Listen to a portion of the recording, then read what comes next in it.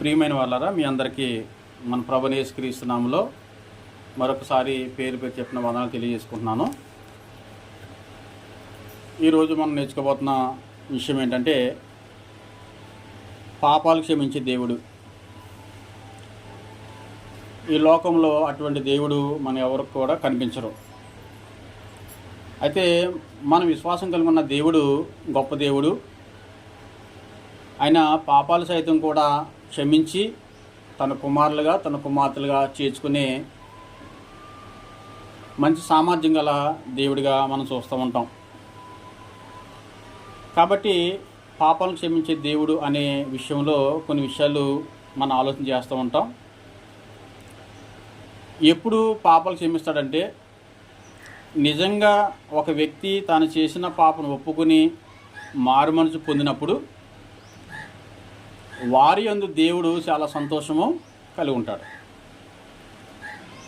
ఒకనొక సందర్భంలో ఇశ్రాయేలు ప్రజలు దేవుని చేత కాపాడబడుతూ, సంరక్షింపబడుతూ, పోషింపబడుతూ, ఎటువంటి అపాయంను కీడుని జరగకోకుండా, ఎండ దెబ్బ తగలకోకుండా మేఘాన్ని వాళ్ళు చుట్టూ ఉంచుతూ, రాత్రి చలి పట్టుకోకుండా వారికి అగ్నిస్తంభంగా నిలబడుతూ, తన ప్రజలైన ఇశ్రాయేలు వారిని దేవుడు అబ్రహాంతో చేసిన వాగ్దానాన్ని బట్టి ఆ ప్రజలకి కానాన్ దేశం నడిపించే సమయంలో అనేకమైన కార్యాలు దేవుడు చేశాడు. అయితే దేవుడు ఎప్పుడు క్షమించేవాడుగా ఉంటాడంటే, వాళ్ళు నిజంగా వాళ్ళు చేసుకున్న తప్పును తెలుసుకుని వారు నిజంగా దేవుని వైపు తిరిగినప్పుడు దేవుడు సంతోషించి వాళ్ళు చేసిన తప్పుల్ని క్షమించి మళ్ళీ వీటన్నిటికీ కూడా మళ్ళీ జ్ఞాపకం చేసుకోవడం దేవుడు కూడా ఇష్టపడతలేదు. ఒక సందర్భంలో నెహెమియా మాట్లాడుతాడు. ఏమంటాడంటే, నెహెమియా గ్రంథము 9వ అధ్యాయము మనం చూసినప్పుడు, నెహెమియా గ్రంథము 9వ అధ్యాయము పేజ్ నెంబర్ 408 11 వచ్చిన మీరు ఒకసారి ఆలోచన చేస్తే ఏమంటాడంటే, మరియు నీ జనుల ఎదుట నీవు సముద్రమును విభాగించినందున వారు సముద్రం మధ్య పొడు నేలను నడిచిరి. అంటే గమనించండి, ఎంత ఆశ్చర్యమైన కార్యం అది. ఒక సముద్రము తన ప్రజల కోసం ఏం చేశాడంటే విభాగించాడు. అంటే రెండు వైపుల రాశులుగా దాన్ని ఏం చేశాడంటే నీటిని లేపాడు. అంటే కింద నేల మీద వాళ్ళు నడిచే ఎంతమంది అయితే నడుస్తున్నారో, ఎక్కడి వరకు అయితే వాళ్ళు ప్రయాణం చేస్తున్నారో, ఆ ప్రయాణం చేసిన అంతటా కూడా దేవుడు ఏం చేశాడంటే వాళ్ళ అరికాల కింద నీటి చుక్క లేకుండా చేశాడు. ఎంత అద్భుతమండి, ఎంత ఆశ్చర్యకార్యము ఇశ్రాయేలు పట్ల చేసిన సంఘటన. చూడండి ఏమన్నాడు, నీ జనుల ఎదుట నీవు సముద్రమును విభాగించినందున వారు సముద్రం మధ్య పొడు నేలను, అంటే క్షణాల్లో ఏమైపోయింది, ఆ సముద్రం నీరు ఎప్పుడైతే అలాగా చీల్చబడ్డదో ఆ కింద నడిచి వెళ్తున్న వారందరూ కూడా కింద ఏమైపోయిందంటే అసలు ఆరిపోయిందండి మొత్తానికి. ఎంత అసలు ఇశ్రాయేలు పట్ల దేవుడు ఎంత ప్రేమ కలిగి ఉన్నాడో ఒకసారి మనం ఈ విషయాన్ని బట్టి ఆలోచిస్తే మనకు అర్థమవుతుంది.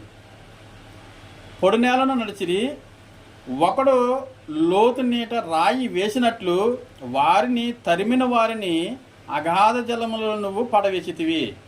అంటే ఎవరైతే శత్రువులు ఇశ్రాయేలు ప్రజల్ని, దేవుని చేత ఎన్నుకోబడిన ప్రజల్ని ఎవరైతే చంపడానికి ఐగుప్తులైన వారు ప్రయాణించి వారు వెనకాల పడి వస్తున్నప్పుడు ఈ ఇశ్రాయేలు ప్రజలు ఏం చేశారంటే సముద్రం నుంచి నడుకుంటున్నప్పుడు వాళ్ళు కూడా ఏం చేశారంటే సముద్రం లోపలికి వచ్చేసారు. రాగానే ఏం చేశాడు, వాళ్ళు వెంటనే తర్వాత నీటి చేతను కప్పేసి వాళ్ళందరినీ కూడా నాశనం చేశాడు. ఎందుకు ఇదంతా కూడా, ఇశ్రాయేలు అంటే అంత ఇష్టం దేవునికి. ఇంకేమన్నాడు చూడండి, 12వ వచనం, ఇదియుగాక పగటకాలమందు మేఘస్తంభములో ఉండిన వాడువును, రాత్రికాలమందు వారు వెళ్ళవలసిన మార్గమున వెలుగుచ్చుటకే అగ్నిస్తంభములో ఉండిన వాడువును అయ్యుండి వారిని తోడుకుని పోతివి. ఎక్కడి నుంచి ఎక్కడ తోడుకుపోతుంటండి, ఐగుప్తు దేశంలో నుండి దేవుడు వాగ్దానం చేసిన కానాను భూమిలోనికి వాళ్ళని తోడుకుపోతున్నాడు. ఈ ప్రయాణంలో సముద్రం అనేది అడ్డొచ్చింది. దేవుడు ఏం చేశాడంటే ఆ సముద్రం కూడా తన ప్రజలైన వారి కోసం దాన్ని ఏం చేశాడు, దాన్ని విభాగించేసి పొడి నెలగని చేసేసి వాళ్ళని నడిపించడం జరిగింది. 13వ వచనం. అలాగే ఆ సముద్రం నుంచి బయటకు వచ్చిన తర్వాత వాళ్ళు ఎక్కడికి వచ్చారంటే అరణ్య ప్రాంతాలకు వచ్చారు. ఇప్పుడు అరణ్య ప్రాంతంలో ఏముంటుందండి, చీకటి ఆడితే చలి ఉంటుంది, పగలొస్తేనేమో ఎండ దెబ్బ ఉంటుంది. వీటన్నిటిని కూడా దేవుడు ఏం చేశాడంటే వాళ్ళని తోడుకుంటూ వస్తున్నాడు. మేఘస్తంభంగాను అగ్నిస్తంభంగాను వాళ్ళని నడిపించుకుంటూ దేవుడు వాళ్ళకి తోడుగా ఉండి వస్తున్నాడు అనమాట. 13వ వచనం. సేనాయి పర్వతం మీదకి దిగివచ్చి ఆకాశం నుండి వారితో మాట్లాడి వారికి నీతియుక్తమైన విధులను, సత్యమైన ఆజ్ఞలను, మేలుకరములైన కట్టడలను, ధర్మములను నువ్వు దయచేసిదివి. అంటే వాళ్ళకి అవసరమైన అన్నింటిని కూడా దేవుడు దయచేశాడు. మేలుకరమైన సంగతులన్నీ కూడా వాళ్ళకి దయచేశాడు. కట్టడాలు దయచేశాడు, విధులను దయచేశాడు, ఆజ్ఞలు దయచేశాడు. 14వ వచనం. వారికి నీ పరిశుద్ధమైన విశ్రాంతి దినమును ఆచరింప నాజ్ఞ ఇచ్చి నీ దాసుడైన మోషే ద్వారా ఆజ్ఞలను, కట్టడాలను, ధర్మశాస్త్రాలను వారికి నియమించావు. 15వ వచనం. వారి ఆకలి తీర్చుటకు ఆకాశం నుండి ఆహారమును, వారి దాహం తీర్చుటకు బండలో నుండి ఉదకమును తెప్పించితివి. ఎంత మనకు తెలుసు. ఆహారం ఏం కురిపించాడు, మన్నాను కురిపించాడు. ఒక అరణ్య ప్రాంతంలో ఎడారిలో మనం చూస్తే నీళ్ళు ఉంటాయంటే నీళ్ళు ఉండవు. కానీ దేవుడు ఎక్కడి నుంచి రప్పించాడు, ఏ బండలో అయితే వాటర్ మనకు దొరకదో అదే బండలోంచి నీళ్ళకి తీసుకురావడం జరిగింది. చూడు, దేవుడు ఎంతగా వాళ్ళకి మేలు చేస్తున్నాడో, ఎంత మేలు చేశాడో ఆ ప్రజలైన వారు కల్లారా చూసిండ కూడా, కల్లారా అనిపించినప్పుడు కూడా వాళ్ళు ఏం చేశారు చూడండి. ఏమంటున్నాడు 16వ వచనం. 15వ వచనం కింద లైన్లో వారికి ప్రమాణం చేసిన దేశమును స్వాధీనపరుచుకున్న వాళ్ళని వారికి ఆజ్ఞాపించితివి. 16. అసలు విషయం చెప్తున్నా చూడండి. ఇంత చేసిన దేవుడి విషయంలో వాళ్ళు ఏం చేశారంట, అయితే వారును మా పితరులను గర్వించి లోబడనల్లక నీ ఆజ్ఞలకు చెవియొగ్గపోయిరి. అండ్ కళ్ళెదరకుండా దేవుడు అంత అద్భుత కార్యము, మహత్ కార్యము, సూచక్రియలు చేస్తే ఇదంతా చూసి కూడా ఏమైపోయారంట, వాళ్ళు గర్వించారంట. గర్వించి ఏం చేశారంట, దేవుని యొక్క ఆజ్ఞలకు కూడా ఏమివ్వలేదు, చెవులు ఇవ్వలేదు. అంటే మనం దేవుని మాటలు వినాలంటే ఏమి ఇవ్వాలి, చెవులు ఇవ్వాలి. మొట్టమొదటి మనం ఏమివ్వాలంటే చెవులు ఇవ్వాలి. ఎందుకు, ఈ చెవుల ద్వారానే మనం వింటాం. ఈ చెవుల ద్వారా విన్న మాటలు ఎక్కడికి వెళ్తాయి, మన హృదయంలోకి వెళ్తాయి. ఈ చెవినే మనం ఇవ్వకపోతే దేవుని మాటలు మన హృదయంలోకి వెళ్ళం. ఎప్పుడైతే దేవుని మాటలు మన హృదయంలోకి వెళ్ళవో మనం ఎప్పుడు కూడా ఎలా ఉంటాం, దేవునికి విరోధంగానే ఉంటాం. అంటే దేవుని చేత మనం అన్నీ పొందుకుంటాం, మేలులు పొందుకుంటాం, మనకు కావాల్సిన ప్రతి విధమైన అవసరత పొందుకుంటాం. ఇవన్నీ పొందుకుని కూడా మనం ఏం చేస్తామంటే దేవుని మీద తిరుగుబాటు చేస్తాం. ఇశ్రాయేలు ప్రజల విషయంలో కూడా అదే జరుగుతుంది. 16వ వచనంలో. అయితే వారును మా పితరులను గర్వించి లోబడనిల్లక నీ ఆజ్ఞలకు చెవియొగ్గకపోయిరి. 17వ వచనం. వారు విధేయులగుటకు మనసు లేని వారే. ఏంటండి విషయం, అసలే విధేయులు అవ్వటానికి మనసే లేదంట అసలని. కొంతమంది చూడండి, ఎన్నిసార్లు ఏం చెప్పినా వింటారు, తర్వాత ఏం చేస్తారు, మనసు ఉండదు. వినటానికి వింటారు, కానీ ఏం చేస్తారంటే ఏమవుతుందిలే, నేను ఆ మాట ఎందుకు వినాలి, వీళ్ళు చెప్పిన మాట ఎందుకు వినాలి అని చెప్పేసి ఏం చేస్తారంటే వాళ్ళకి మనసు ఉండదు. విధేయులాగుతాము, వాళ్ళు లోపడదాము, చెప్పిన మాటకి విందాము అని చెప్పేసి ఆలోచన లేదు. ఇశ్రాయేలు పరిస్థితులు కూడా అదే ఉంది. ఏమంటారండి వాళ్ళు 17వ వచనంలో, వారు విధేయులగుటకు, ఎవరికి విధేయులు చూపించాలి వాళ్ళు, మొట్టమొదటిగా తండ్రి అనే దేవునికి విధేయత చూపించాలి. ఎందుకు విధేయత చూపించాలి, దేవుడు ఆశ్చర్యకరంగా ఒక ప్రమాదకరమైన స్థితిలోంచి, ఒక బానిసత్వంలో నుంచి, ఒక పాపపు ఊబులోంచి దేవుడు ఏం చేశాడంటే బయటికి తీసుకొచ్చాడు. ఒకవేళ దేవుడే ఆ విషయంలో పూనుకోకపోతే ఇశ్రాయేలు యొక్క పరిస్థితి గతి ఏమైపోతుంది, వాళ్ళు అక్కడ ఉండి అందరూ కూడా చచ్చిపోతారు. దానివల్ల ఏమైనా ప్రయోజనం ఉందంటే ప్రయోజనం లేదు. అయితే ఇక్కడ ఏమన్నారంటే వారు విధేయులగుటకు మనసు లేని వారే తమ మధ్య నీవు చేసిన అద్భుతమును జ్ఞాపకము చేసుకొనక. చూసారండి, కొందరికి ఎన్ని జీవితాల్లో అద్భుతాలు జరిగినా, కొన్ని జీవితాల్లో ఎంత దేవుడు మేలు చేసినా ఏం చేస్తాం, అది నాకు నేనుగా చేసుకున్నాను, అది దేవుడు చేసింది కాదు అంటూ ఉంటాం. అంటామా లేదా? చాలా సందర్భాలు చాలామంది అంటుంటారు అలాగా. అది దేవుని చేతనే మనం పొందుకున్నాము, దేవుని సహాయాన్ని బట్టి మనం పొందుకున్నాము, దేవుని కృపను బట్టి ఈ యొక్క మనం ఏదైతే అనుకున్నామో దాన్ని మనం చేయగలిగాము, దాన్ని సాధించగలిగాము, దాన్ని పొందుకోగలిగాము అని మనం చెప్పాలి. ఇదంతా దేవుడి చేతను మనకి అందుతుందని చెప్పాలి. అయితే ఏమంటున్నారు చూడండి, తమ మధ్య నీవు చేసిన అద్భుతములను జ్ఞాపకము చేసుకునక తమ మనసును కఠినపరుచుకుని. కొంతమంది హృదయాలు అలాగ ఉంటాయంటే మనం ఎన్ని చెప్పనే ఉండి, ఎన్ని చెప్పినా కూడా హృదయాలు ఏమైపోతే కఠిన అంటే లెక్కలేనితనం. హృదయాలు కఠినం అయిపోతాం ఏంటంటే లెక్కలేనితనం అనమాట. లోబడిన తొల్లం. కాబట్టి ఎప్పుడైతే లోబడరో, ఎప్పుడైతే వారి యొక్క హృదయాలు కఠినపరుచుకుంటారో, లెక్క లేకుండా జీవిస్తారో, వారి విషయంలో దేవుడు ఏమైనా కనికర పడతాడంటారా? అవకాశం ఉంటుందా? అవకాశం ఉండదు. చూడండి 17 వచనంలో సెకండ్ లైన్ చూడండి. తాముండి వచ్చిన దాస్యపు దేశమునకు తిరిగి వెళ్ళటకు దేవుడు ఎక్కడి నుంచి అయితే తీసుకొచ్చాడో మళ్ళీ వీళ్ళు ఏమనుకుంటున్నారు, మళ్ళీ తిరిగి అక్కడికి వెళ్ళాలనుకుంటున్నారు. కొంతమంది చూడండి, అరే అది పాపపు జీవితము, పాపపు జీవితం నువ్వు బ్రతుకుంటే, నువ్వు జీవిస్తూ ఉంటే అది నీకు ఎటువంటి లాభకరంగా ఉండదు, అది నీకు మేలుకరంగా ఉండదు, పైగా దేవునికి నువ్వు వ్యతిరేకంగా జీవించడానికి అవకాశం ఉంటుందంటే అబ్బాయి లేదు, దేవునికి ఉగ్రత వచ్చినా నాకు పర్లేదు, దేవుని కోపం నా మీద ఉన్నా పర్లేదు, నేను నాశనం అయిపోయినా పర్లేదు, మళ్ళీ నేను ఎక్కడికి వెళ్తాను? మళ్ళీ అక్కడికే వెళ్తాను. నా మనసు మార్చుకోను, నా హృదయం మార్చుకోను, నా ఆలోచన మార్చుకోను, నా ప్రవక్తను మార్చుకోను, నా జీవితాన్ని మార్చుకోను, మార్చుకోను. నేను నాశనం అయిపోయినా నాకు పర్లేదు. ఇశ్రాయేలు యొక్క ఆలోచన విధానం అదే కదా ఉంటా. ఏమన్నా అక్కడ 3వ లైన్లో 17వ వచనం 3వ లైన్లో, తాముండి వచ్చిన దాస్యపు దేశమునకు. ఏంటంటే ఆ దాస్యపు దేశం ఐగుప్తు దేశం. ఐగుప్తు దేశంలో ఎలా ఉన్నారు? వాళ్ళు బానిసలుగా ఉన్నారు. ఐగుప్తు దేశంలో దేనికి సూచనగా ఉంది? పాపానికి సూచనగా ఉంది. ఐగుప్తు దేశంలో వాళ్ళు పాపపు దేశంలో ఉన్న వారిని, దాస్యకులు దేశంలో ఉన్న వారిని తిరిగి వెళ్ళటకు ఒక అధికారిని కోరుకున్నారంటండి. దేవుడు ఎక్కడి నుంచి అయితే రప్పించాడో, ఏ పాపపు ఊపులోంచి రప్పించాడో, ఎటువంటి ప్రమాదకరమైన పరిస్థితులు రప్పించాడో ఇవన్నీ మర్చిపోయారు. అండ్ ఒక విషయం, అసలే సముద్రము 2 పాయలు విడిపోతామంటే అసలు మనం ఎక్కడ నిన్నాం? అసలు మనం దేవుడు ఇశ్రాయేలు కోసము అంత ప్రేమ కలిగి, అంత శ్రద్ధ పెట్టి వాళ్ళ కోసము, వాస్తవానికి ఇశ్రాయేలు ప్రజలు కానాను దేశం వెళ్ళటానికి 40 దినాల ప్రయాణం. ఎక్కడి నుంచి? ఐగుప్తు దేశం నుంచి కానాను దేశంకి వెళ్తే 40 దినాల ప్రయాణం. అది ఏ ప్రయాణము? మార్గ ప్రయాణం. ఇప్పుడు మార్గ ప్రయాణంలో ఈ ఐగుప్తులైన వారు మళ్ళీ బానిసలు తీసుకోవటానికి మళ్ళీ ఈ శత్రువులు వచ్చారనుకోండి, వాళ్ళకి భయపడి మళ్ళీ తిరిగి వెళ్ళిపోతారని చెప్పి దేవుడు ఏం చేయడంటే, అటు నుంచి వెళ్ళకోకుండా దేవుడు ఏం చేయడంటే వీళ్ళ మొత్తానికి రానుకోకుండా ఒక సముద్రాన్ని రాశిగా తీసేసి విడదీసాడు.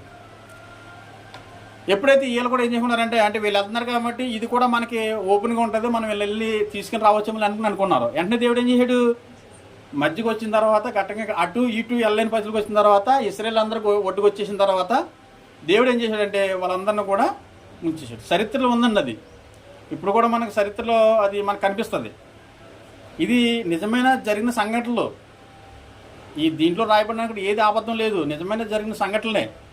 ఇశ్రాయేల్ జీవితంలో, ఇశ్రాయేల్ ప్రజల జీవితంలో ఎంతగా తిరుగుబాటు చేశారంటే, ఎంతగా తిరుగుబాటు చేశారో అంతగా వాళ్ళు శ్రమలు ఎదురైన వాళ్ళకి. 17వ వచనం చదువుతాం చూడండి.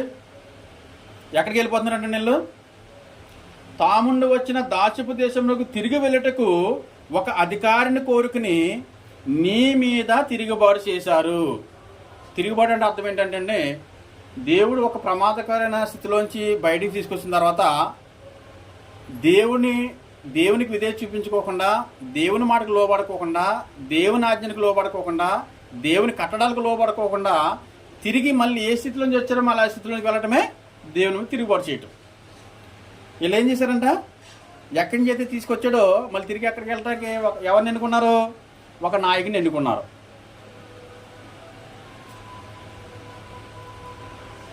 అసలు విషయం చెప్తున్నాను చూడండి. ఇప్పుడు అయితే 17వ వచనంలో 5వ లైను, 5వ లైన్లో 17వ వచనం 5వ లైన్లో, అయితే నీవు అసలైన మాట వినండి, అయితే నీవు క్షమించుటకు సిద్ధమైన దేవుడు. మన టాపిక్ ఏంటండి? పాపాలు క్షమించే దేవుడు. దేవుడు ఎలా ఉన్నాడంట? సార్ చూడండి, దేవుడు ఎలా ఉన్నాడంట? క్షమించుటకు సిద్ధంగా ఉన్నాడు. ఎవరిని? ఇశ్రాయేలు ప్రజల్ని. అయితే ఇశ్రాయేలు ప్రజలు ఏం చేస్తున్నారు? ఒకటి తిరుగుబాటు చేస్తున్నారు, ఒకటి దేవునికి విధే చూపించట్లేదు, రెండు ఎక్కడి నుంచి అయితే ఏ బానిసత నుంచి తీసుకొచ్చాడో మళ్ళీ అదే బానిసతను వెళ్ళడానికి సిద్ధపడుతున్నారు. దేవుడు ఏమై ఉన్నాడు? వారిని క్షమించడానికి సిద్ధమై ఉన్నాడు. ఎప్పుడు క్షమిస్తాడు దేవుడు? ఆయన ఆజ్ఞలను, ఆయన కట్టడాలను, ఆయన విధులను అనుసరించి దేవుడు చెప్పినట్టుగా ప్రజలందరూ కూడా దేవుని యొక్క మార్గంలో నడుస్తూ ఆయన కోరుకున్న విధంగా జీవిస్తే అప్పుడు దేవుడు అలా ఏం చేస్తున్నాడండి? క్షమించడానికి సిద్ధమైన దేవుడు అని ఎవరన్నారు? ఈ మాట ఎవరు చెప్తున్నారు? ఎప్పటి వరకు చదువుకున్న మాటలన్నీ నెహెమ్యా గుర్తు చేస్తున్నాడండి. ఎవరికి? ఇశ్రాయేలు ప్రజలకి. ఓ మాట ఉన్నారు చూసారా? ఇక్కడ అంటాడు కదా ఒక మాట, 16 వచనం చూడండి. అయితే వారును మా పితరులను గర్వించి, అంటే నెహెమ్యా కాలం వచ్చేంత వరకు కూడా ఎలాగుంది? దేవుని మీద తిరుగుబాటు చేస్తూనే ఉన్నారు ఇశ్రాయేలు ప్రజలు. నెహెమ్యా కాలం వచ్చేంత వరకు కూడా దేవుని మీద తిరుగుబాటు చేస్తూనే ఉన్నారు.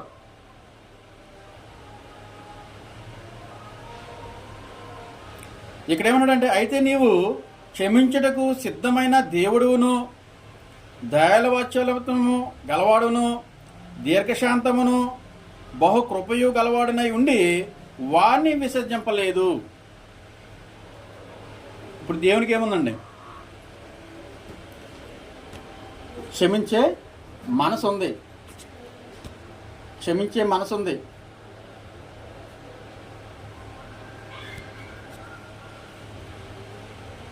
దానియేలు గారు ప్రార్థనలో తమ యొక్క జీవితం గురించి పాతది జ్ఞాపకం చేసుకుని, అసలు మేము ఎందుకు శిక్షకు గురయ్యాము, మేము ఎందుకు శత్రువుల చేతికి అప్పచెప్పబడ్డాము, దానికి కారణం ఏంటి అనే విషయాన్ని దానియేలు గారు చెప్తున్నారు. చూడండి, దానియేలు 9వ అధ్యాయము, దానియేలు గ్రంథం 9వ అధ్యాయము, పేజ్ నెంబరు 740, పేజ్ నెంబరు 740, 9వ అధ్యాయం.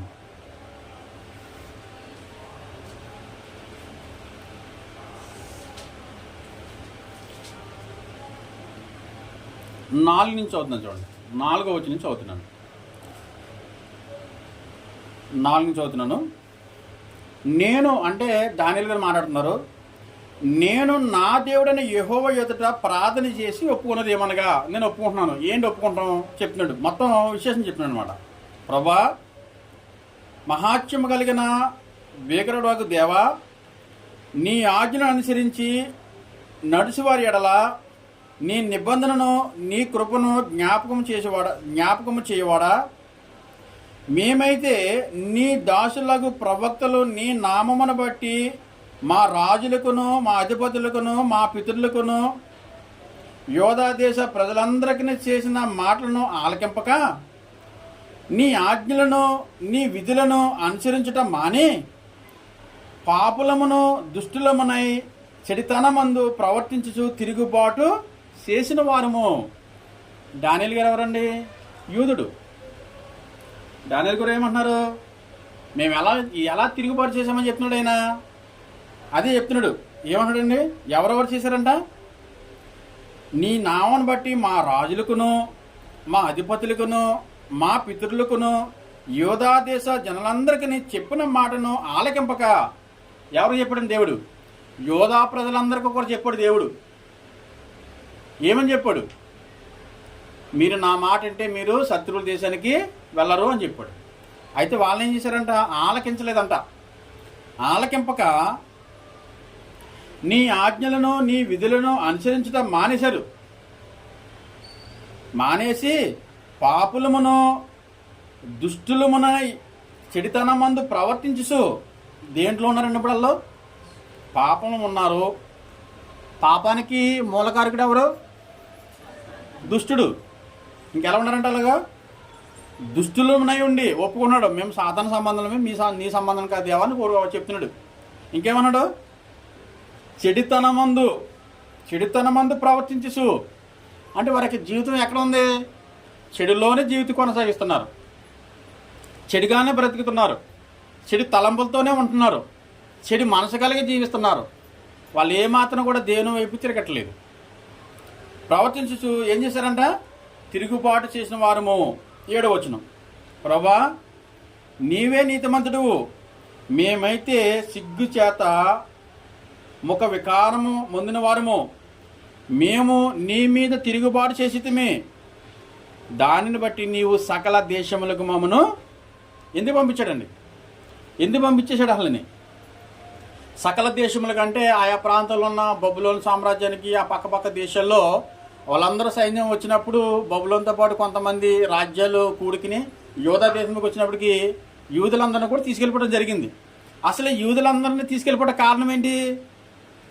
ఒకటే వాళ్ళ పాపం చేశారు, 2 దుష్టులుగా బ్రతుకుతున్నారు, ఇంకా చెడుతనము విసర్జించట్లేదు, దేవుడు ఏదైతే చెప్పాడో ఆ మాటనే ఆలకించట్లేదు. ఇప్పుడు వాళ్ళు శత్రువుల దేశంలోకి వెళ్ళిపోవడం కారణం ఏంటండి? ఎవరిది తప్పు? ఇప్పుడు యోధా ప్రజలతో తప్పే కదా, దేవుని తప్పు కదా. ఎందుకంటే దేవుడు ఆల్రెడీ ముందుగానే వాళ్ళకి మేలుకరమైన ఆజ్ఞలు, మేలుకరమైన కట్టడాలు, మేలుకరమైన ప్రతి మాట కూడా తన గ్రంథంలో రాయించి తన ప్రజలైన వారికి ఇవ్వడం జరిగింది. ఇప్పుడు ప్రతి మానవుడు కూడా ఆ గ్రంథాన్ని అనుసరించి దేవుడు కోరుకునే విధంగా వాళ్ళు ముందుకు కొనసాగితే వాళ్ళ కీడు వస్తుందా? కీడు రాదు. ఇక్కడ అదే అన్నాడు కదా, ఏమన్నాడు? ఎందుకు చెప్పాడు అంటే తిరుగుబాటు చేసేతమే, దానిని బట్టి నీవు అంటే దేవుడు సకల దేశములకు మమ్మను అంటే యూదులైన వారిని తరిమితివి, పారిపోయే విధంగా చేశాడని దేవుడు. ఇంకా యెరూషలేములోనూ యోధా దేశములోనూ నివసించుచు స్వదేశవాసులుగా ఉన్నట్టు పరదేశవాసులుగా ఉన్నట్టు ఇశ్రాయేలందరికీ మాకును ఈ దినము సిగ్గే తగి ఉన్నది. కొంతమందికి ఎన్నిసార్లు చెప్పినా మాటనరు, కానీ ఒకరోజు దెబ్బ తగిలితే చూసారా అప్పుడు ఏమొస్తుంది? అప్పుడు అనిపిస్తుంది, అరే దేవుడు ఇలా చెప్పినప్పుడు మనం వినుంటే బాగుండేది కదా. వినలేదు, వినబట్టి వాళ్ళకి ఏమొచ్చింది? దెబ్బ తగిలింది. ఇప్పుడు దెబ్బ తగిలిన దగ్గర ఏమొస్తుంది?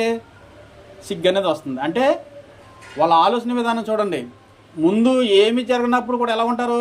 గర్వంగాను, అహంకారంగాను, అవిధేయులుగాను, అవిశ్వాసులుగాను, లెక్కలేనితనంగాను, చెడుతనంగా బ్రతుకుతూ, చెడుగా జీవిస్తూ, దుష్టులకు సంబంధాలుగా ఉంటూ, పాపం చేస్తూ లోకంలో బ్రతుకుతూ ఉంటారు. కానీ దేవుడు ఏదో ఒక రోజున దానికి తగిన ప్రతిఫలం ఇస్తాడు కదా, ఖచ్చితంగా ఇస్తాడు. అప్పుడు మనకేమనిపిస్తుంది? ఆల్రెడీ వింటారు, ఇలా ఉండకూడదు అలా ఉండకూడదు వింటారు, కానీ ఎప్పుడైతే విననట్టుగా ఉండి యాక్టింగ్ చేసి దేవుని మోసం చేస్తూ, దేవుని యొక్క వాక్యాన్ని మోసం చేస్తూ ఎప్పుడైతే గర్వంగా అహంకారంగా బ్రతుకుతూ ఉంటారో దేవుడు ఒక రోజున సాసి పెట్టి ఒకటి కొడతాడండి. అప్పుడు మనకేం గుర్తొస్తాయి? అరే దేవుడు మనకి ఇలా చెప్పాడు కదా, ఇలా చేయొద్దన్నాడు కదా, ఈ జీవితం జీవించొద్దన్నాడు కదా, ఎలా ఉంటే దేవునికి ఇష్టం కాదు కదా అని చెప్పేసి మనం ఏమొస్తుందండి? పశ్చాత్తాపము, సిగ్గుపడతాం. అదే జరుగుతుంది. ఇక్కడ ఏమంటున్నాడండి? మాకును ఈ దినమున సిగ్గే తగి ఉన్నది. సిగ్గుపడవలసిన సమయం వచ్చిందండి. ఎందుకు వచ్చింది ఆ సమయం? అసలే సిగ్గుపడడానికి గల కారణం ఏంటి? దేవుని మాటని వినకపోవడం. దేవుడు ఎప్పుడైతే వాళ్ళకి చెప్పిన మాట వినలేదో ఆ వినకపోవడం కారణం బట్టి దేవుడు ఏం చేశాడంటే వాళ్ళని శిక్షించడం కొరకు శత్రువులను పంపించి శత్రువుల దేశాలను తవరేహాడు. దేవుడు తవరేహడు లేదండి. ఇంకా 8వ వచనం, ప్రభా నీకు విరోధంగా పాపం చేసినందున మాకును, మా రాజులకును, మా అధిపతులకును, మా పితరులకును ముఖము చిన్నబోవునట్లుగా సిగ్గే తగి ఉన్నది. ముఖం ఏమైపోయిందంట అంటే పాపం చేయకమునిపేమో ఎలా ఉంటారు మనుషులు? వాళ్ళ జీవితాల్లో చక్కగా మామూలుగా నార్మల్గా కనిపిస్తుంది. ఎప్పుడైతే పాపం చేస్తారో వాళ్ళకి ఏముంటుంది? ముఖం చిన్నిపోవటం, సిగ్గు రావటం, అవమానం పొందటం ఇట్లాగా ఎదురవుతూ ఉంటాయి. ఇప్పుడు ఇశ్రాయేలు ప్రజలకు కూడా అదే పరిస్థితి ఏర్పడ్డది. ఇప్పుడు ఇదంతా ఎక్కడ జరుగుతుంది? ఎవరు మాడుతున్నారు ఇక్కడ? దానియేలు గారు ప్రార్థనలో తాము చేసిన తప్పులు ఏంటో ఒప్పుకుంటున్నాడు. అక్కడ మాకు ఇలా సిగ్గు రావడానికి, మా మొఖాలు చిన్నపుచ్చిపోవడానికి, మేము ఇతర దేశాలకి అప్పచెప్పబట్టడానికి కారణం ఏంటో దానియేలు గారు తెలియజేస్తున్నాడు ప్రార్థన ద్వారా. 8వ ఏమన్నాడు? ప్రభా, నీకు విరోధంగా పాపం చేసినందున మాకును, మా రాజులకును, మా అధిపతులకును, మా పితరులకును ముఖము చిన్నబోనట్లుగా సిగ్గే తగి ఉన్నది. 9వ మేము మా దేవుడిని యెహోవాకు విరోధంగా తిరుగుబాటు చేసేద్దామే. ఏం చేశారంటండి? తిరుగుబాటు చేసేద్దాం. అయితే ఆయన కృపా క్షమాపణ గల దేవుడై ఉన్నాడు. అర్థమైందండి? ఇప్పుడు కృపా క్షమాపణ గల దేవుడు ఎందుకు చెప్తున్నాడు ఈ విషయం అంటే, ఎవరినైతే దేవుడు తను చేసిన తప్పులను బట్టి వాళ్ళకి శిక్ష విధించడానికి శత్రువుల చేతికి అప్పచెప్పేశాడో, ఆ శత్రువులు దేశంలో ఉన్నప్పుడు తన ప్రజలైన వారికి దేవుడు ఒక వాగ్దానం చేశాడు. ఇర్మియా ద్వారా వాగ్దానం చేశాడు. ఐడియా ఉందా? 70 సంవత్సరాల గురించి ఒక మాట చెప్తాడు చూడండి. 9వ అధ్యాయము 1 నుంచి అవుతుంది చూడండి. 9వ అధ్యాయం 1 నుంచి. మాదిడగు అహశ్వరషు యొక్క కుమారుడైన దర్యావేష కల్దీయులపైన రాజైన అతని ఏలుబడిలో మొదటి సంవత్సరం మందు దానియేలును నేను యెహోవా తన ప్రవక్తయగు ఇర్మియాకు సెలవిచ్చి తెలియజేసినట్లు యెరూషలేము పాడుగా ఉండవలసిన 75 సంవత్సరములు సంపూర్తి అయిచున్నవని గ్రంథం వలన గ్రహించి తిని.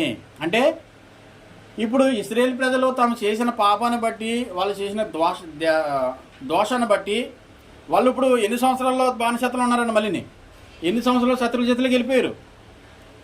70 సంవత్సరాలు శత్రువుల చేతులకు వెళ్ళిపోయారు.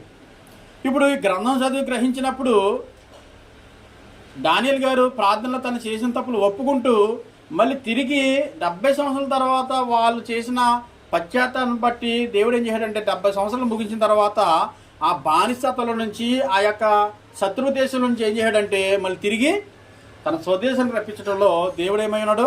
కృపా క్షమాపణ గలవా దేవుడు అని చెప్తున్నాడు అనమాట. అక్కడ 9వ వచనంలో ఏమన్నాడండి? మేము మా దేవుడిని యెహోవాకు విరోధంగా తిరుగుబాటు చేసిమే. ఆ తిరుగుబాటు చేసిన దాన్ని బట్టి వాళ్ళు ఎక్కడికి వెళ్ళిపోయారు? శత్రువుల దేశాలకు వెళ్ళిపోయారు. అంటే బానిసత్వానికి మళ్ళీ వెళ్ళిపోయారు. మళ్ళీ శత్రువుల కింద వాళ్ళు శిక్ష విధింపబడటానికి అక్కడికి వెళ్ళిపోయారు. అయితే దేవుడు ఏం చేశాడంటే ఇర్మియా ద్వారా చేసిన వాగ్దానాన్ని బట్టి ఆ 70 సంవత్సరాలు ముగింపబడిన తర్వాత వాళ్ళకి ఆలోచన విధానం మార్చుకున్న తర్వాత ఏం చేశాడంటే వాళ్ళకి క్షమాపణ కలగజేసి మళ్ళీ తిరిగి ఎక్కడ రప్పించాడండి? ఎక్కడైతే వాళ్ళ స్వదేశం ఉందో, ఎక్కడైతే వాళ్ళ దేశం ఉందో మళ్ళీ దేశం తిరిగి రాకుండా ఇప్పుడు దానియేలు గారు ఇప్పుడు ఎక్కడున్నాడండి? దానియేలు గారు ఎక్కడున్నాడు? ఇప్పుడు బబులోను సామ్రాజ్యంలో ఉన్నాడు. ఈ బబులోను సామ్రాజ్యంలో ఉన్న తర్వాత మళ్ళీ ఎవరి రాజ్యం కిందకు వచ్చాడు? దర్యావేష కింద రాజ్యం కింద వచ్చాడు. అంటే సుమారుగా దానియేలు నాలుగు రాజుల కింద ఆయన పరిపాలన చేసి ఆయన పనిచేశాడు అన్నమాట వాళ్ళ దగ్గర. ఆ పని చేసినప్పుడు ఈ ఇర్మియా గ్రంథం దొరికింది. ఇర్మియా గ్రంథం చదువుతున్నప్పుడు 70 సంవత్సరాలు ముగింపబడినట్టుగా మనం చూస్తాం. నెహెమ్యా కూడా ఎప్పుడండి? నెహెమ్యా కాలంలో అది శత్రువుల చేతికి వెళ్ళిన తర్వాత, శత్రువుల నుంచి తిరిగి వచ్చిన తర్వాత చెప్తున్నాడు నెహెమ్యా గ్రంథము. శత్రువుల నుంచి తిరిగి వచ్చిన తర్వాత నెహెమ్యా రెండోవాడండి. నెహెమ్యా మూడోవాడు. అంటే శత్రువుల దేశం నుంచి మూడో దబాగా శత్రువుల దేశం నుంచి బబులోను నుంచి వాళ్ళు స్వదేశానికి వచ్చి సమయంలో నాయకుడిగా పనిచేశాడు నెహెమ్యా. మొదటగా ఏమో యారోబావు కాలంలో ఆ శత్రువుల నుంచి కొంత భాగం వచ్చింది. రెండో సమయంలో ఏమో యజ్రా కాలంలో, యజ్రా నాయకత్వంలో ఆ బబులోను నుంచి ఆ యొక్క శత్రు దేశం నుంచి కొంత భాగం వచ్చింది.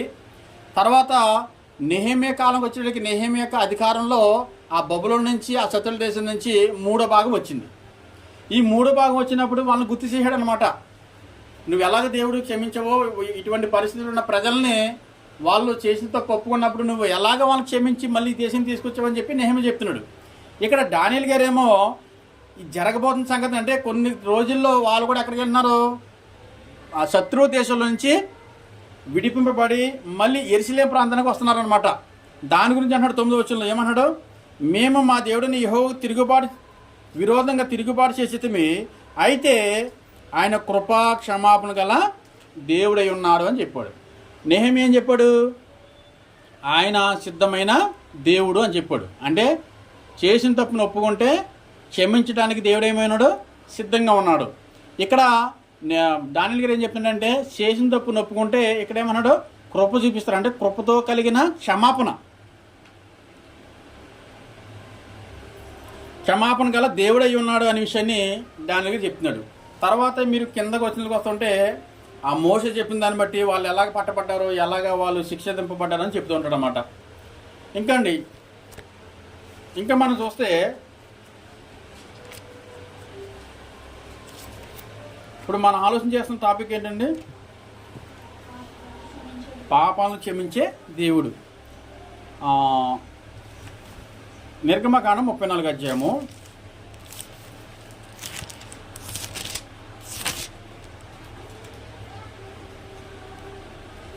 నిర్గమకాండం 34 అధ్యాయము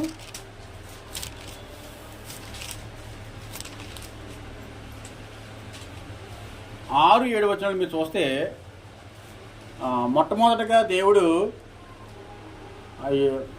మోషేకి 10 ఆజ్ఞలు ఇవ్వడం జరుగుతుంది.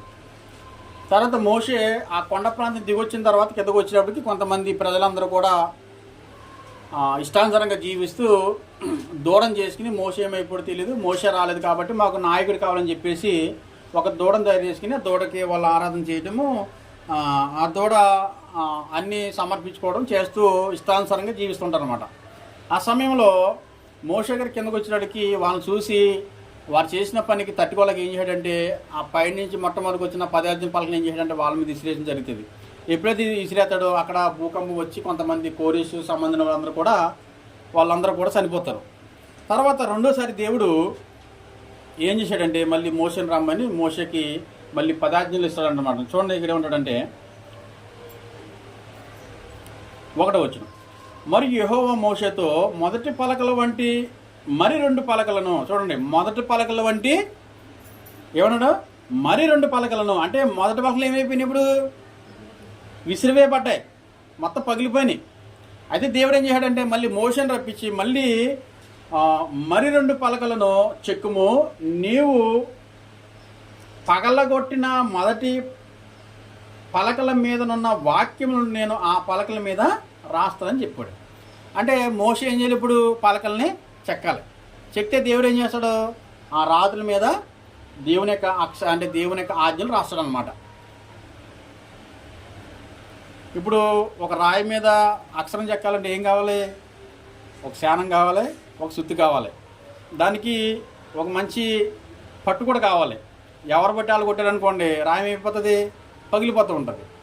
కానీ దేవుడు ఏం చేశాడు? మోసే చేయవలసిన పని ఏంటంటే దాన్ని పలకల్ని చెక్కడం, పలకలు చెక్కి రెడీగా పెట్టడం. దేవుడు ఏం చేస్తాడంటే ఆ పలకల మీద దేవుని యొక్క ఆజ్ఞలు ఏదైతే ముందు ఇచ్చాడో ఆజ్ఞలన్నీ కూడా రాస్తాడు అన్నమాట. అలా రాసిన తర్వాత ఇచ్చిన తర్వాత చెప్పిన చూడండి 6వ వచనం 7వ వచనం ఏమంటాడంటే అతని ఎదుట యెహోవా అతని దాటి వెలుచు ఏమన్నాడు? యెహోవా కనికరము, దయ, దీర్ఘశాంతము, విస్తారమైన కృపా సత్యము గల దేవుడైన యెహోవా ఆయన 1000 మందికి కృపను చూపుచు దోషమును, అపరాధమును, పాపమును క్షమించును. దేని క్షమిస్తాడంటండి? దోషమును, అపరాధమును, పాపమును క్షమించును. కానీ ఇప్పుడు ఏమనుకోవచ్చు, అరే దేవుడు కృపగలవాడు, క్షమించేవాడు కాబట్టి అని చెప్పి పాపం చేస్తూ ఉండొచ్చా? పాపం చేస్తే దేవుడు అలాగా క్షమించేస్తాడా? క్షమించడండి. చెప్పినటువంటి కింద ఏమన్నాడంటే ఆయన ఏమాత్రము దోషులను నిర్దోషులుగా ఎంచడంటండి.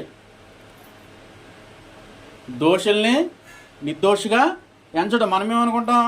దేవుడు కృపగలవాడు, దేవుడు క్షమించేవాడు కాబట్టి మనం ఎన్ని తప్పులు చేసినా పర్లేదు. దేవుడు సమయం ఇస్తాడండి. ఆ సమయానికి మన మనసు మార్చుకోకపోతే, ఆలోచన మార్చుకోకపోతే, మన పద్ధతి మార్చుకోకపోతే, మన నడవడి మార్చుకోకపోతే, మన జీవితాన్ని మార్చుకోకపోతే, మన ఆలోచనలు మార్చుకోకపోతే ఇశ్రాయేలు ఏం చేశాడు? శత్రువులకు అప్పచెప్పాడు. శత్రువు దగ్గర వాళ్ళు ఎన్ని సంవత్సరాలు ఉన్నారు? 70 సంవత్సరాలు. ఒక శత్రువు కింద 70 సంవత్సరాలు ఉండటం అంటే మామూలు విషయమా? మనం ఎవరి దగ్గరైనా శత్రు చేతిలోకి వెళ్తే ఒక 2 రోజులు 3 రోజులు 5 రోజులు వాళ్ళు విమర్శ పెడతా ఉంటే మనకి ఎలా ఉంటుంది? చాలా బాధాకరంగా ఉంటుంది. అన్నీ మనం చూసి తట్టుకోలేము. కానీ 70 సంవత్సరాలు వాళ్ళకి అప్పచెప్పాడంటే ఇప్పుడు కూడా మనం కూడా దేవుడు మనకి ఇచ్చిన అవకాశాన్ని సద్వినియోగం చేసుకోకుండా, మనం చేసిన తప్పును మనం ఒప్పుకోకుండా ఇంకా మన దోషులుగా మిగిలిపోతే దేవుడు క్షమిస్తాడా? క్షమించడాన్ని ఏమాత్రం కూడా ఏమంటాడండి? ఆయన ఏమాత్రం దోషులు నిర్దోషులకు ఎంచక 4 తరముల వరకు తండ్రుల దోషమును కుమారుల మీదకిని కుమారుల మీదకిని రప్పిస్తానని ఇశ్రాయేలు గురించి చెప్పాడు. ఎవరిని నిర్దోషికి ఎంచడంట? దోషుల్ని. ఇప్పుడు దోషులు ఎవరండి? దోషులు ఎక్కడ నిలబడతారు? పోలీస్ స్టేషన్కి వెళ్తారు. పోలీస్ స్టేషన్ ఎక్కడికి వెళ్తారు? కోర్టుకి వెళ్తారు. కోర్టులో ఏం చేస్తారు? ఆడికి వెళ్ళి దోషులుగా నిలబడతారు. ఇప్పుడు జడ్జి దోషి వచ్చినప్పుడు జడ్జి మాట వినేసి అయ్యా నేను మారిపోయాను, నా జీవితం మార్చేసుకున్నాను, ఇంకా తప్పు చేయనంటే వెంటనే క్షమించేస్తాడా? దానికి ప్రూఫ్ కావాలి, దానికి ఆధారం కావాలి, దానికి ఖచ్చితమైన మాట కావాలి ఆయనకి. అందుకనే లాయర్లు ఏం చేస్తారంటే మొత్తం వివరణ చేస్తారు. మొత్తం మొదటి నుంచి ఎలా జరిగింది ఏంటి అన్నీ కూడా చెప్పుకుంటూ వచ్చి కొంతకాలం పడుతుంది. ఏది కోర్టుకు వెళ్ళమనుకోండి, వెంటనే అయిపోతుందా? చాలా రోజులు పడుతుంది. సంవత్సరం పట్టచ్చు, 2 సంవత్సరాలు పట్టచ్చు, లేదా 5 సంవత్సరాలు పట్టచ్చు, 10 సంవత్సరాలు పట్టచ్చు. ఒక దోషిని సరైన రీతిలో అతన్ని నిర్దోషిగా చేయాలంటే అనేకమైన ఆధారాలు చూపించాలి. దేవుడు ఏమంటున్నాడు? నిజంగా పశ్చాత్తపడి, నిజంగా మనసు మార్చుకుని, నిజంగా ఆలోచన మార్చుకుని నీవు నా వైపు వస్తే, నేను చెప్పినట్టుగా జీవిస్తే నేను నిన్ను క్షమించడానికి సిద్ధంగా ఉన్నాను, నిన్ను కృపతో క్షమించడానికి నేను సిద్ధంగా ఉన్నాను దేవుడు అంటాడు. కాబట్టి నేను దోషిగా ఉండి నేను ఎప్పుడు ఇలాగ ఉంటాను, పాపం చేస్తాను, నష్టానికి జీవిస్తాడు, దేవుడు క్షమిస్తాడు, దేవుడు కృప చూపిస్తాడంటే సమయం వస్తుంది. ఆ సమయం వచ్చినప్పుడు ఇశ్రాయేల్ ప్రజలను ఎలాగైతే తరిమేశాడో మనల్ని కూడా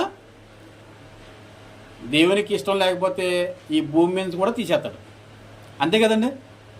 ఈ భూమి నుంచి వెళ్ళిన తర్వాత మనం ఏం చేస్తాం? ఇంకా ఏం చేయలేము. మంచి జీవితము ఒకసారి ఈ ప్రకృతిని ఆలోచిస్తే, ఈ భూమిని ఆలోచిస్తే, ఈ మధ్యన ప్రజలను ఆలోచిస్తే, ఎంత అద్భుతంగా మీరు మనసు పెట్టి ఆలోచిస్తే నిజంగా చాలా ఆశ్చర్యం అనిపిస్తుంటుంది. అరే ఇంత అద్భుతమైన జీవితాన్ని మనకి ఇచ్చాడు కదా, ఇంత అద్భుతమైన ప్రపంచంలో మనం పెట్టాడు కదా. నిజంగా చూడండి, మన కళ్ళతో చూసినప్పుడు కొన్ని మనం ఆశ్చర్యపోతూ ఉంటాం. ఇంకా మనం చూడని విషయాలు చాలా ఉన్నాయి. నిజంగా మనం చూస్తే మన 2 కళ్ళు కూడా సరిపోవాలని అటువంటి అద్భుతమైన ప్రపంచంలో పెట్టినప్పుడు దేవుడు కోరుకునే విధంగా ఉండాలని మన భూమి మీద పంపించాడా, లేకపోతే దేవుని మీద తిరుగుబాటు చేయాలని భూమి మీద పంపించాడు? మనల్ని దేన్ని పంపించాడండి? దేవునికి ఇష్టలుగా బ్రతకడానికి, దేవుని పిల్లలను బ్రతకడానికి, వాళ్ళ ద్వారా నిజమైన దేవుడు అని తెలుసుకోవడానికి అని చెప్పేసి మనం ఏం చేస్తాం? భూమి మీదకి వచ్చి ఈ భూమి మందే అనుకుంటాం. మందేనే భూమి, మనకు సెంటు భూమి ఉంటేనే చాలా ఎక్కువ. మరి అటువంటిది ఈ భూమి మీద ప్రతి ప్రాంతంలో తిరిగే హక్కును మన దేవుడు ఇచ్చాడు. మనం ఎక్కడికి వెళ్ళినా స్వాతంత్రం మనకి ఇచ్చాడు. ఎలాగ వెళ్ళాలని జీవించు. కానీ జీవితం ఇక్కడికి వచ్చేటప్పటికి ఆ జీవితం మన ఇష్టం వచ్చినట్టు కాదు, కానీ దేవునికి ఇష్టం వచ్చిన జీవితం జీవిస్తే దేవుడు ఏం చేస్తాడండి? ఆ విషయంలో ఆనందపడతాడు, సంతోషపడతాడు. అదే నా కుమార్తె, నా కుమారుడు నేను కోరుకునే విధంగా జీవిస్తున్నాడు. ఉదాహరణకి మీరు యోబుని చూస్తారు. యోబు ఎటువంటి వాడండి? చాలా ఐశ్వర్యవంతుడే, ఊరనే పట్టణంలో చాలా ఉన్నతమైన వాడు. కానీ దేవుని మీద ఎప్పుడు తిరుగుబాటు చేయలేదు. ఆ విషయంలో దేవుడు సంతోషించడం లేదా? అలాగే మన విషయంలో కూడా దేవుడు సంతోషించాలంటే, ఒకవేళ మనం ఏమైనా పొరపాట్లు చేస్తుంటే మానవులు మాత్రం కనుక మనం ఏం చేస్తామంటే కొన్ని పొరపాట్లు చేయొచ్చు. కానీ ఆ పొరపాట్లు చేస్తున్నప్పుడు దానివల్ల మనకు ప్రమాదం ఉందని, దానివల్ల మనకు నష్టం ఉందని, దానివల్ల మనకి ఎటువంటి ప్రయోజనం లేదని, ఈ లోక సంబంధించాలు మనం జీవిస్తే దేవునికి మన శత్రువులు అయిపోతామని మనం గుర్తించి వాటిలోంచి, ఆ ఊపులో నుంచి, ఆ పాపపు జీవితం నుంచి మనం బయటకు వస్తే దేవుడు ఎలా ఉన్నాడండి? సిద్ధంగా క్షమించడానికి దేవుడు సిద్ధంగా ఉన్నాడు. కాబట్టి పాపాన్ని క్షమించే దేవుడు ఉన్నాడు. అవకాశం ఉంది మనకి. అవకాశాన్ని వినియోగించుకుంది ఎవరు? మనమే. అవకాశం వినియోగించకపోతే ఇప్పుడు దాకా తిరిగి సడన్గా మంచం మీద పడ్డామనుకోండి, ఒకసారి ఆలోచించిన పరిస్థితి ఎలా ఉంటుందో. ఒకవేళ క్షమాపణ పొందుకోవడానికి దేవుడు సిద్ధంగా ఉన్నప్పుడు కూడా మనం క్షమాపణ కోరుకోకుండా మన సమయాన్ని మనం పాడు చేసుకున్నాం అనుకోండి, ఒకరోజు నువ్వు నోరు పడిపోవచ్చు, ఒకరోజు కాలు చేయి పడిపోవచ్చు. ఇంకా నువ్వు ఏ విధంగా కూడా చెప్పుకోవడానికి, మాట్లాడుకోవడానికి, నడవడానికి, ప్రార్థనకి వెళ్తానికి నీకు అవకాశం లేకుండా చేసేయడానుకోండి, అప్పుడు పశ్చాత్తపడిన అవకాశం ఉంటుందా? అవకాశం ఉండదు. కాబట్టి దేవుడు సిద్ధంగా ఉన్నాడు. దేవుడు ఎప్పుడైతే సిద్ధంగా ఉన్నాడో మనం కూడా ఏమై ఉండాలి? సిద్ధంగా ఉండాలి. ఎందుకు ఏ విషయంలో సిద్ధంగా ఉండాలంటే ఆయన ఆజ్ఞలను అనుసరించడంలో సిద్ధంగా ఉండాలి, ఆయన కట్టడాలు అనుసరించడంలో సిద్ధంగా ఉండాలి, ఆయన అడుగుజాడలో నడవడానికి సిద్ధంగా ఉండాలి. మనం చేసిన తప్పు మనం ఒప్పుకుని క్షమాపణ కోరుకున్న వారికి ఉంటే దేవుడు ఏం చేస్తాడంట?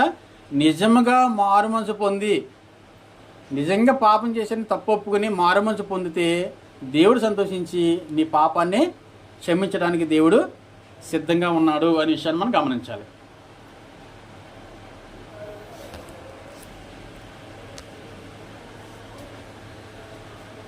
రెండు వాక్యాలు చెప్పి నేను ముగిస్తాను. దేవుడు క్షమాపణ ఎలా ఉంటుందంటే అది పరిపూర్ణమైందండి.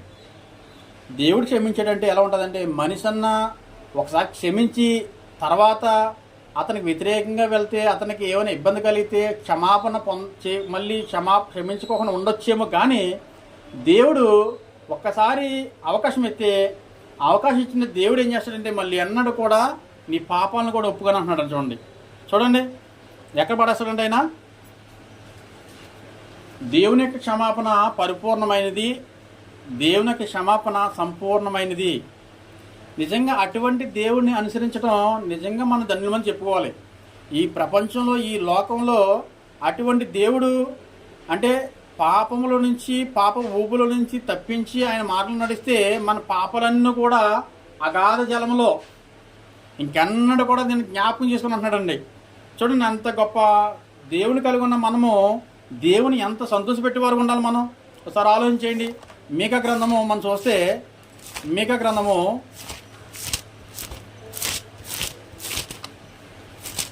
7వ అధ్యాయము పేజీ నెంబర్ 767, పేజీ నెంబర్ 767, 7వ అధ్యాయము 19వ వచనం. ఇశ్రాయేలును ఉద్దేశించి దేవుడు ఏమంటున్నాడు చూడండి 19వ వచనంలో. ఆయన 18 చదువుతుంది చూడండి. తన స్వాస్థ్యములో శేషించిన వారిని, అంటే దేవుడు ఏర్పరిచిన ప్రజలు కొంతమంది మిగిలారండి, శేషించిన వారిని దోషమును పరిహరించి వారు చేసిన అతిక్రమముల విషయమై వారిని క్షమించు దేవుడు అయిన నీతో సమూహమైన దేవుడు ఉన్నాడా? చెప్పినాడు మేక. ఉన్నాడండి ఎవరైనా? క్షమించే దేవుడు మనం ఎక్కడైనా చూసామా? నువ్వు తప్పులు ఒప్పుకుంటా, నీ పాపం ఉంటే నీకు క్షమిస్తాను, నేను నా కుమారుడిగా నా కుమార్తెగా నేను చేర్చుకుంటాను, మీరు నాకు ఇంకా దాసులు కాకుండా మీరు నాకు వారసులు అనే దేవుడు మనం ఎవరైనా చూసామా? కానీ ఇక్కడ ఏమంటాడంటే చూడండి, శేషించిన వారి దోషమును పరిహరించి వారు చేసిన అతిక్రమముల విషయమై వారిని క్షమించి దేవుడైన నీతో సముడైన దేవుడున్నాడా? ఆయన కనికరము చూపుటి యందు సంతోషించువాడు గనుక నిరంతరము కోపించడు.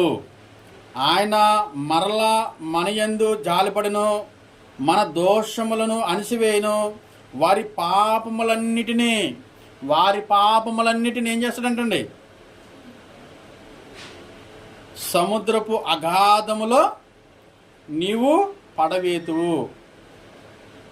ఎక్కడ పడేస్తాడంటండి? సముద్రపు అగాధములలో నీవు పడవేతువు. ఏం పడేస్తాడంట? పాపములు. అంటే దీని ఉద్దేశం ఏంటి?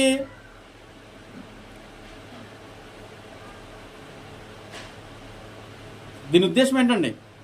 ఇంకెన్నడూ కూడా పాపాలని జ్ఞాపకం చేసుకోండి. ఎందుకంటే నిజమైన మారు మనసు, నిజమైన పశ్చాత్తాపం, నువ్వు చేసిన తప్పుని తెలుసుకుని దేవుడిచ్చిన ఆయుష్కాలంలో దేవుని వైపు తిరిగి దేవుని వేడుకుంటే, నువ్వు చేసిన పాపాన్ని మనిషి అన్న ఒక వ్యక్తి పాపం చేస్తే ఆ వ్యక్తి ఎప్పుడు మర్చిపోలేం. కానీ దేవుడు ఏమంటాడంటే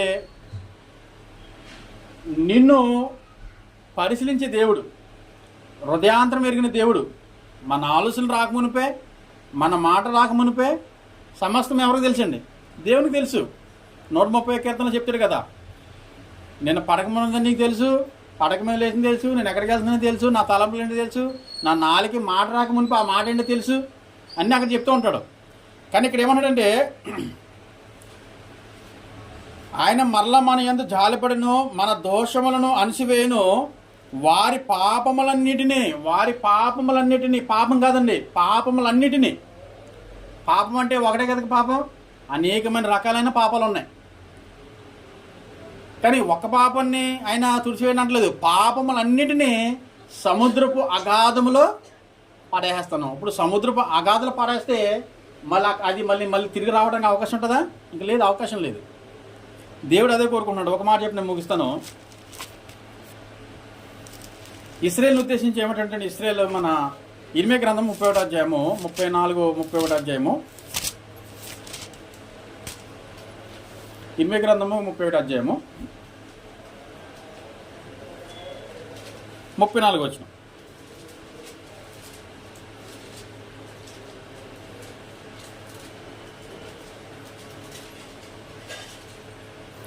దేవుడు ఇశ్రాయేలు తోటి ఒక నిబంధన చేస్తున్నాడండి.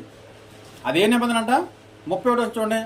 ఇదిగో నేను ఇశ్రాయేలు వారితోనూ యోధా వారితోనూ, పేజీ నెంబర్ 655, ఇర్మియా గ్రంథము 31 అధ్యాయము, పేజీ నెంబరు 655, 31 నుంచి అవుతున్నాను చూడండి. 31 నుంచి, ఇదిగో నేను ఇశ్రాయేలు వారితోనూ యోధా వారితోనూ క్రొత్త నిబంధన చేయ దినములు వచ్చేస్తున్నవి. అంటే క్రొత్త నిబంధనలు ఏం కలుగుతుంది? క్షమాపణ కలుగుతుంది. ఏమన్నటువంటి దినములు వచ్చేస్తున్నవి, ఇదే యెహోవాకు, అది ఐగుప్తుల నుండి వారిని రప్పించటకే నేను వారిని చేయబట్టుకున్న దినమున వారి పితరులతో నేను చేసిన నిబంధన వంటిది కాదు. నేను వారి పెనిమిటినైనను వారు నా నిబంధన భంగము చేసుకునిరి. అయితే యెహోవాకు, ఇదే యెహోవాకు. 33 వచనం, ఈ దినములైన తర్వాత నేను ఇశ్రాయేలు వారితోనూ యోధా వారితోనూ చెయ్యబో నిబంధన ఇదే. వారి మనసులలో నా ధర్మ విధి ఉంచుదును, వారి హృదయముల మీద దాన్ని రాసేదును, వారి హృదయముల మీద దాన్ని రాసేదును, యెహోవాకి ఇదే. 34 చెప్తున్నాడు అసలు విషయం, ఫైనల్గా చెప్తున్నాడు అని, నేను వారికి దేవుడినై ఉందును. ఒకటి ఏంటంటే, నేను వారికి దేవుడినై ఉందును. తర్వాత వారు నాకు జనులగుదురు. తర్వాత వారు మరి ఎన్నడనో యెహోవాను గూర్చి బోధనందము అని తమ పొరుగువారికి కానీ తమ సహోదరులకు కానీ ఉపదేశం చేయరు. నేను వారి దోషమును క్షమించి, ఏమంటండి, ఎప్పుడు? కొత్త నిబంధన కాలంలో. కొత్త నిబంధన అంటే ఎవరు చేశారండి? కొత్త నిబంధన యేసుప్రభు గారు జరిగింది. అంటే దేవుడు ఏం చేశాడంటే, యేసుక్రీస్తు వారి ద్వారా ఒక వ్యక్తిని చేసిన దోషమును, పాపమును, అపరాధమును ఏం చేస్తున్నాడు? క్షమిస్తున్నాడంట. చూడండి, నేను వారి దోషములను క్షమించి వారి పాపమును ఇంకెన్నడను. మీరు అక్కడ సాగదీందండి, మీరు సాగదీస్తే అక్కడ మీరు ఒక అద్భుతమైన మాట మనకు అనిపిస్తుంది. చూడండి, వారి దోషములను క్షమించి వారి పాపములను ఇంకెన్నడు ఏం చేయడంట? జ్ఞాపకము చేసుకున్నాను. అంటే దేవుడు ఎంత అవకాశం ఇస్తారు చూడండి. ఎక్కడుంది అవకాశం? క్రీస్తులో ఉంది, కొత్త నిబంధన కాలంలో ఉంది. కాబట్టి కొత్త నిబంధన కాలంలో మనము ఒక కొత్త నిబంధన బట్టి మనం బ్రతుక్కోకుండా, మన జీవితాలు దేవుడు కోరుకునే విధంగా కాకోకుండా మనం ఉంటే దోషుల్ని ఏం చేయడంట? ఎన్నటికీ నిర్దోషులుగా ఎంచడం. ఆ కాలంలో అంతే, ఈ కాలంలో అంతే. కాబట్టి దేవుడు ఇక్కడ ఏమించాడంటే, నీ పాపములను ఇంకెన్నడూ జ్ఞాపకం చేసిన కనుక అలుపులేమి గనులేమి అందరూ నన్ను ఎరుగుదురు, ఇదే యెహోవాకు. ఇప్పుడు క్షమాపణ దేవుడు ఏమైనాడండి? పాపుల్ని క్షమించి దేవుడైనాడు. ఎప్పుడు? నిజంగా దేవునికి విధేయత చూపిస్తూ, దేవుని యందు విశ్వాసం ఉంచి, దేవునికి లోబడి నిజంగా మారుమనసు పొందుకుంటే. మారుమనసు ఎప్పుడైతే మారుమనసు పొందుకుంటావో దేవుడు ఏం చేస్తాడో? హర్షిస్తాడు, అంటే సంతోషిస్తాడు. ఆ సంతోషం ఏం చేస్తాడంటే, దోషాలు, అపరాధాలు, పాపాలు, ఇంకా ఎన్ని పాపాలను ఉన్నాయి పాపములన్నిటినీ ఎక్కడ పడేస్తాడంట? సముద్రపు అగాధములు అంటే ఇంకొకసారి అలా వెళ్ళిపోయినంటే మళ్ళీ ఇంకా తిరిగి రావన్నమాట. ఇంకా కాబట్టి ఎప్పుడైతే అగాధంలోకి వెళ్ళిపోతాయో ఇంకా దేవుడు ఏం చేస్తాడంటే, నువ్వు చేసిన పొరపాట్లన్నీ కూడా నువ్వు ఒప్పుకున్నా కనుక, నువ్వు మనసు మార్చుకున్నా కనుక, నేను ఇంకెన్నడూ వాటిని జ్ఞాపకం చేసుకున్నాను, ఓకే నిన్ను క్షమించేస్తున్నాను. ఒక వ్యక్తికి దేవుడి నుంచి ఏం కావాలండి? క్షమాపణ కావాలి. మనిషి నుంచి క్షమాపణ మనం పొందుకొచ్చేమో కానీ ఆ క్షమాపణ ఎంతకాలం ఉంటుందో తెలీదు.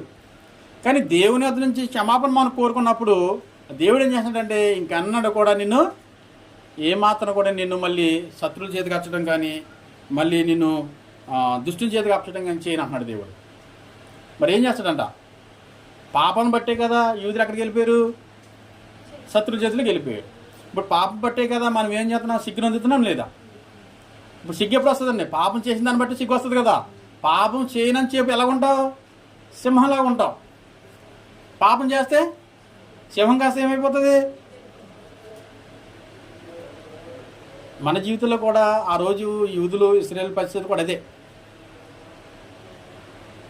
కానీ దేవుడు అవకాశం ఇచ్చాడు, అది గమనించాలి మనం. దేవుడు మానవ లోకంలో ఎందరో ఎన్నో విధాలుగా తప్పులు చేస్తున్నాడు. కానీ దేవుని తెలుసుకున్న తర్వాత, దేవుని ఎరిగిన తర్వాత కూడా మన పొరపాట్లు చేస్తే, ఇశ్రాయేలు ప్రజలకి దేవుడు ఎవరో తెలిసే లేదా? తెలుసుని కూడా ఏం చేశారు? ఆయనకి విధేయత చూపించలేదు. ఆయన మాటలు అంగీకరించడం కూడా ఏం లేదంట, మనసు లేదంట. ఏం చేశారు? విధేయత చూపించలేదంట. ఆయన మేలుకరమైన ఆజ్ఞలు ఇస్తే ఏం చేశారు? తిరస్కరించారంట. మరి తిరస్కరించిన కారణాన్ని బట్టి వాళ్ళు బబులోనికి వెళ్ళిపోరు కదండి, శత్రు దేశంకి వెళ్ళిపోరు కదా. మరి దేవుడు ఇశ్రాయేలుని విడిచిపెట్టినప్పుడు మరి అన్ని జనుల నుంచి వచ్చిన మనం కూడా పొరపాట్లు చేస్తే, పాపం చేస్తామంటే, పాపపు జీవితాలు జీవిస్తామంటే, దేవుని క్షమాపణ కోరుకోకుండా, మారు మనసు పొందుకోకుండా, దేవుని వైపు తిరగకోకుండా ఉంటే దేవుడు మనం వదిలిపెడతాడా? వదిలిపెట్టడు. మనకు కూడా ఎప్పుడోకప్పుడు దెబ్బ కొడతాడు. ఆ దెబ్బ తగిలిన తర్వాత మనం ఎంత బాధపడినా ప్రయోజనం ఉండదు. ఆ దెబ్బ తగలక మునిపే మనం ఏం చేయాలంటే, మళ్ళీ దేవుడు ఏర్పరిచిన మార్గంలో వస్తే దేవుడు మనకి సంరక్షణగా ఉంటాడు, కాపుదలు ఉంటుంది, సంతోషిస్తాడు, నీ తప్పులు మళ్ళీ క్షమిస్తాడు. కాబట్టి దేవుని చేత ఎవరైతే క్షమాపణ పొందుకుంటారో నిజంగా వాళ్ళు ధన్యులు అని చెప్పవచ్చు. ఎందుకంటే వాళ్ళు దేవుని వైపు తిరిగి విశ్వాసం ఉంచి క్షమాపణ కోరుకుని క్రీస్తులోనికి వస్తే దేవుడు ఏం చేస్తున్నాడంటే వాళ్ళని పరిశుద్ధులుగా తీరుస్తున్నాడు. అంటే పరిశుద్ధమైన సహవాసం ఉండడానికి దేవుడు అవకాశిస్తున్నాడు. దానికి కారణం ఏంటి? దేవుడు కృపగలవాడు, తర్వాత ఆయన క్షమిస్తున్నాడు. క్షమించి ఇదిగో నా పిల్లలతో పాటు నువ్వు కూడా సహవాసం చేయడానికి అవకాశం ఇస్తున్నాడు. ఎవరు చేస్తారని సహవాసం? దేవునితో సహవాసం ఎవరు చేస్తారు? పరిశుద్ధులే కదా. ఆ పరిశుద్ధులుగా తీర్చేది ఎవరు? దేవుడు తీరుతున్నాడు. మరి పరిశుద్ధులుగా తీసి పరిశుద్ధమైన సహవాసంలో ఉంచుతున్న దేవుడి విషయంలో మనం తిరుగుబాటు చేసామనుకో, మనల్ని ఆ పరిశుద్ధమైన వాతావరణం మళ్ళీ రానిస్తాడా? ఇంకా ఉన్నాను చాలా విషయాలు అటువంటి. కాబట్టి దేవుడు పాపలను క్షమించే దేవుడు. మనం చూసాం, ఆయన సిద్ధంగా ఉన్నాడు క్షమించడానికి. ఆయన కృపా క్షమాపణ గలవాడుగా ఉన్నాడు. అలాగే ఆయన దోషములను, అపరాధములను, పాపములను క్షమిస్తున్నాడు. కానీ దోషుల్ని నిర్దోషులుగా ఎంచడంట. ఆ దోషి నేను దోషిని అని ఒప్పుకుంటే ఏం చేస్తాడండి? దోషి అయినప్పుడు మనం కోర్టులోకి వెళ్ళిన తర్వాత నేను దోషిని, నేను తప్పు చేశానంటే ఆయనకి మినిమము తక్కువ ఏది శిక్ష పడుతుంది.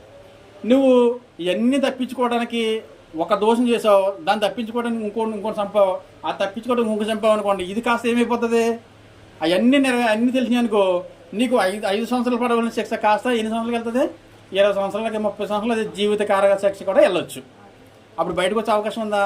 అంటే ముందు ఒప్పుకున్న దానికి తర్వాత మనం తప్పుల మీద తప్పులు చేసి తర్వాత ఒప్పుకున్న దానికి ఎంత తేడా ఉంటుంది? చాలా తేడా ఉంటుంది. అదే మన జీవితంలో మనం జరిగితే కనుక మనం దేవుడు మనకు అవకాశిస్తున్నాడు.